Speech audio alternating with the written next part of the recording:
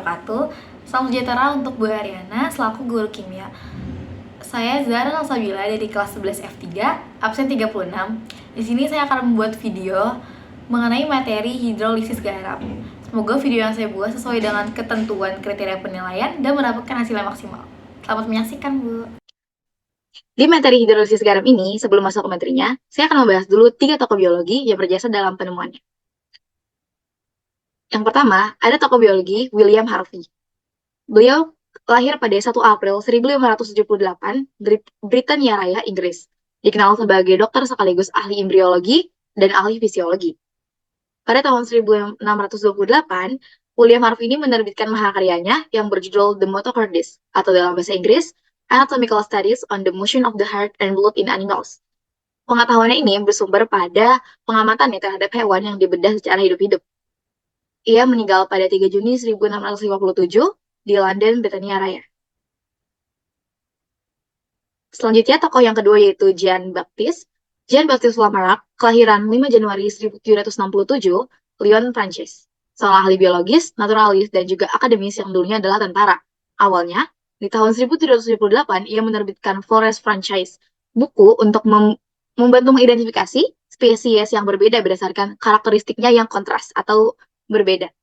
Berkat karyanya itu, ia memperoleh gelar Botanist to the King dari Comte de Buffon pada tahun 1781. Selain itu, Lamarck adalah orang pertama yang menggunakan istilah invertebrata, yang merujuk pada hewan tanpa tulang belakang, melansir Tocco. Selanjutnya tokoh yang ketiga atau yang terakhir yang akan saya bahas yaitu Charles Darwin. Charles Darwin ini juga adalah naturalis yang berasal dari Inggris yang populer berkat teori seleksi alam. Mengutip National Geographic, teori ini mengatakan bahwa individu dari suatu spesies lebih mungkin bertahan hidup di lingkungan mereka dan mewariskan sifat ke generasi berikutnya yang paling sesuai untuk lingkungan tertentu. Beliau juga punya buku yang berjudul The Descent of Man yang diterbitkan di tahun 1871. Di situ beliau mengungkapkan bahwa manusia dan kera memiliki nenek moyang yang sama. Ia tidak mengatakan bahwa manusia berevolusi secara langsung dari kera, tetapi menegaskan bahwa kehidupan yang sebenarnya berevolusi menjadi lebih kompleks melalui berbagai mutasi genetik. Selanjutnya langsung masuk ke materi hidrolisis garam. Di sini dari pengertiannya, hidrolisis merupakan istilah yang umum yang digugakan untuk reaksi zat, dan air hidrolisis berasal dari kata hydro yang berarti air dan lisis yang berarti penguraian. Menurut konsep ini, komponen garam kation atau anion yang berasal dari asam lemah ataupun basa lemah bereaksi dengan air ataupun terhidrolisis. Hidrolisis kation menghasilkan ion H3O+, atau H+, sedangkan hidrolisis anion menghasilkan ion OH-. Bahasan pertama di sini ada sifat larutan garam. Garam itu ada 4. Pertama yang berasal dari asam kuat dan basa kuat. Nilai Ka-nya itu sama dengan Kb atau bersifat netral. Jadi pH-nya itu netral atau sama dengan 7. Terus, garam yang kedua itu berasal dari asam kuat dan basa lemah. Di sini karena asam kuat berarti bersifat asam dan Ka-nya itu lebih besar daripada Kb. Yang ketiga ada garam dari asam lemah dan juga basa kuat. Karena di sini ada basa kuat berarti itu bersifat basa. Kb-nya lebih besar daripada Ka. Dan yang keempat ada garam dari asam lemah dan basa lemah. Sifat ini tergantung dengan nilai Ka dan nilai Kb karena mereka sama-sama lemah. Jadi tidak bisa ditentukan mana yang lebih besar dan mana yang lebih kecil. Selanjutnya di sini ada konsep hidrolisis. Yang pertama, garam dari asam kuat dan basa kuat. Sebagai contohnya ini ada natrium klorida atau NaCl. Itu terdiri atas kation Na+ dan anion Cl-. Baik ion Na+ maupun Cl- berasal dari elektrolit yang kuat sehingga keduanya tidak mengalami hidrolisis. Karena NaCl itu sama-sama dari kuat, jadi tidak ada reaksi hidrolisis saat dihidrolisiskan dengan air.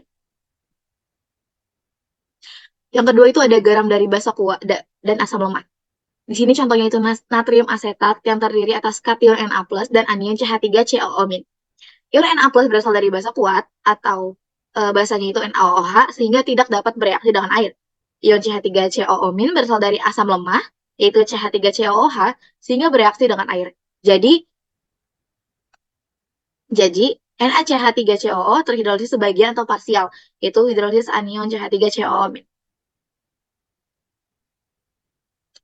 Selanjutnya yang ketiga ada garam dari asam kuat dan basa lemah. Di sini Contohnya itu di amonium klorida.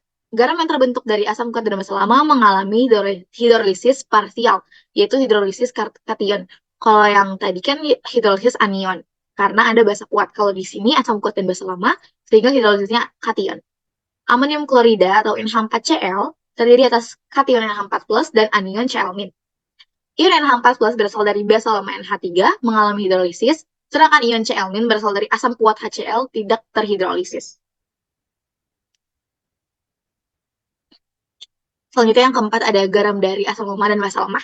Baik kation maupun anion dari garam yang terbentuk dari asam lemah dan basa lemah terhidrolisis dengan air, sehingga disebut hidrolisis total.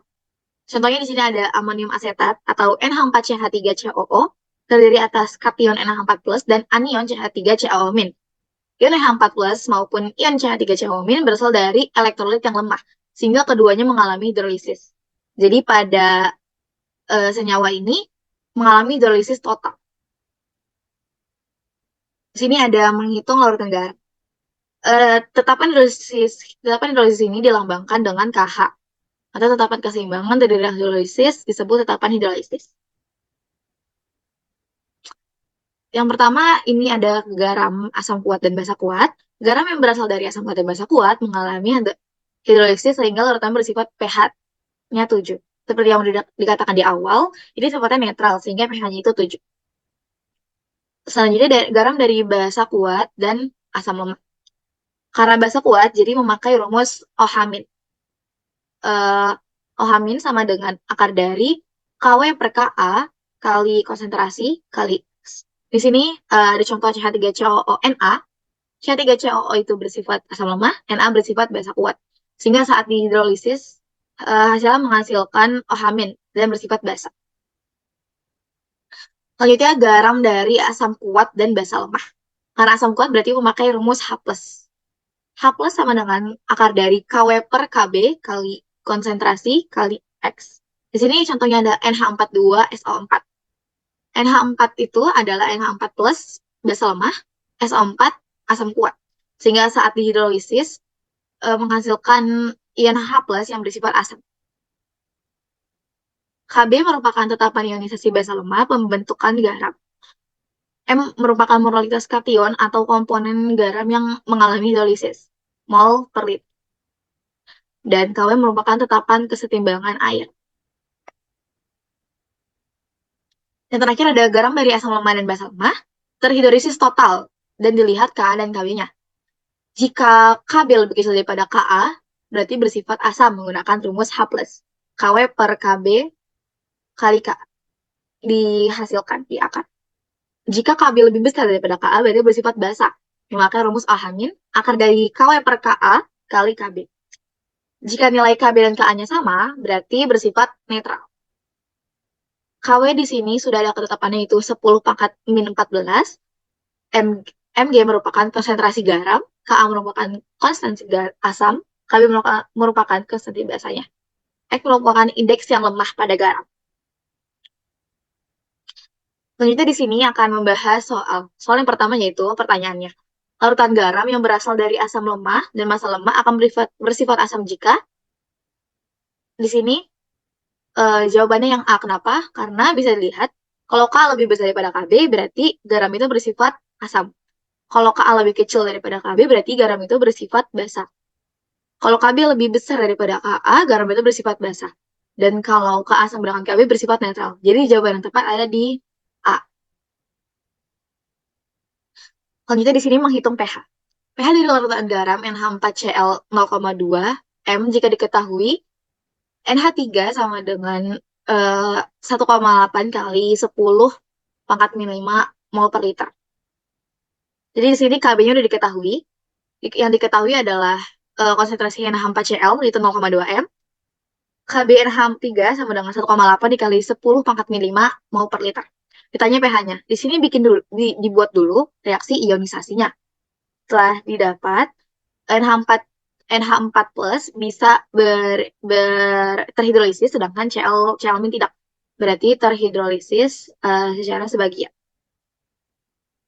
Selanjutnya dibuat karena sisanya NH4Cl, berarti di sini adalah asam, sehingga menggunakan rumus H+.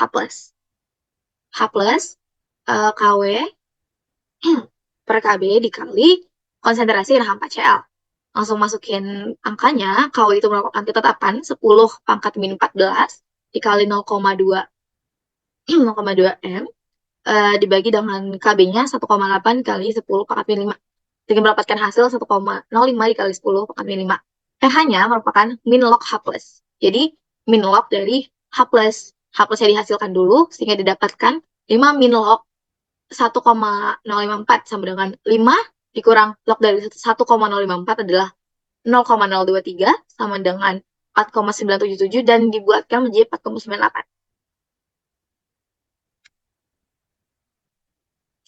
Sekian video untuk materi kali ini. Terima kasih. Wassalamualaikum warahmatullahi wabarakatuh.